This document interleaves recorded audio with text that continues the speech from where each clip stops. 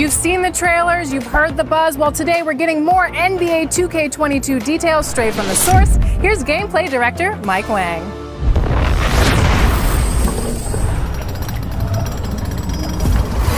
I know you want to learn more about NBA 2K22, so here to talk about it is the source himself, gameplay director Mike Wang. Welcome again to 2K TV. Always a pleasure having you on. It's a great pleasure being here again, Alexis. How are you doing? I'm doing so well. So we're getting close to launch time, and you've released some details on your blog and social media. So tell us what's going on with NBA 2K22 that you can share with us. Oh wow, there's so many things to share, Alexis, and the city got a big rework. On Gen 4, there's a cruise boat. It's crazy. There's just so much going on with gameplay, an all-new defensive mechanic system that feels way better to me. It's a lot more fun, a lot more competitive, and just across the board, so many areas were touched. So I don't know where we want to start, but let's talk about some gameplay maybe. All right, let's do that. What do you think the community is going to be most excited about with gameplay changes? It's going to be a hard one to pinpoint. I'm going to say two things, but number one, because this was one of our biggest pillars for gameplay this year, it's going to be defense. And I think that's going to be just perimeter defense, body ups on the floor, movement and how the players feel just in on-ball defensive stances and on-ball defensive situations. But at the rim especially, and contesting shots. All that stuff was reworked. We have an all-new block system. It just feels much more rewarding on the defensive end of the floor, just making plays and getting stops. So I think that's going to be the most exciting thing for our community because it's just a much more balanced game and a much more fun game to play. And the second thing I'm going to say is, because this is one of my personal favorites, is going to be dribbling. I think that just all the stuff we've added there with the new combos and the new signature moves, this is going to be a lot of fun. So if you're a dribble guy, a dribble head, you're going to have a lot to work with. That's a good question, because that's something that we're always trying to balance and tune, because we don't really want there to be one dominant archetype, right? So the power forward thing is fixed, and it's much more spread out in terms of the badges you get per position and heights and archetypes. But one thing we've really focused on was trying to make all the different heights and positions have unique strengths and abilities. So one thing that I think might actually be interesting is we might have a lot of smaller players this year. If you are 6 foot or under, you get a massive speed boost. You have access to higher ball handling ratings as well as like 3-point ratings.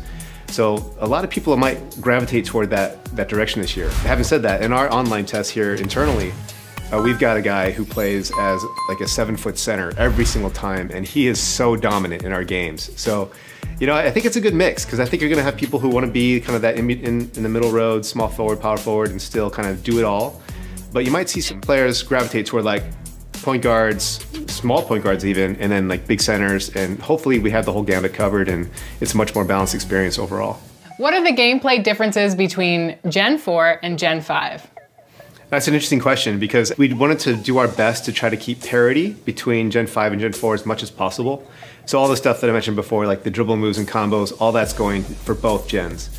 But Gen 5 has some great features that are exclusive to that generation, because all the stuff we did with foot planting, a lot of tech with movement, that's all going to be exclusive to Gen 5. And we also have some pretty interesting features, which we're going to probably go into in a little bit later, with alley-oops and with dunks, that provides a bit of a skill mechanic to those specific moves. So stay tuned for more on that. But they're a lot of fun to use, and yeah, I think our gamers are going to love just trying out these new features that are specific to Gen 5. Well, thank you so much for giving us a preview of NBA 2K22. We are so excited for the game to release, and I know you are so excited as well. Thanks again for joining. What is Mike Wang most excited about with 2K22 gameplay? Yeah, and that's, I think just what I alluded to is just the game feels way more balanced, and it makes more sense just in terms of how we're rewarding players if they are doing the right thing on the court. I know it sounds really general and really basic, but a lot of times in the past, sometimes you'd make the right play or do the right thing, but you weren't always rewarded for it. And if we're in 2K22, I feel like that's it's much more just a one-to-one. If you make the right play, you get rewarded. You get the right stops, or you score. So just shooting open shots, taking high IQ shots, much more rewarded. It just feels way better to make the right play, get open, knock down those open jumpers. They're so much fun to play with. And Luka too, right? We brought in Luka from OCAP, and he gave us his patented step back jumper. and his moves, and so the nicest guy, and super funny, just a pleasure to work with. So we're so excited that he's our cover guy this year. And that's awesome. Can you tell us a little bit more about Seasons? Yeah, so Seasons is going to be, we've had it in the past with my team. And the goal that Eric Benish wanted this year was to really extend the seasons across the entire game. So I'll speak to gameplay because that's my area. What we're doing with Seasons is we're going to try and release content throughout the entire year. So on day one, we've usually just thrown all the animations at you, all the signature moves and shots and everything. But we're going to try and roll that out across the year just to kind of change the meta up a little bit, give people something to look forward to. And it's really going to, I think, just prolong the life of the game and make people just excited to try new things as the year goes on. Mike, I know that a lot of players love making the dominant archetypes of NBA 2K, and NBA 2K21, it seemed like it was the power forward. So Mike, what do you think the dominant archetype will be for NBA 2K22?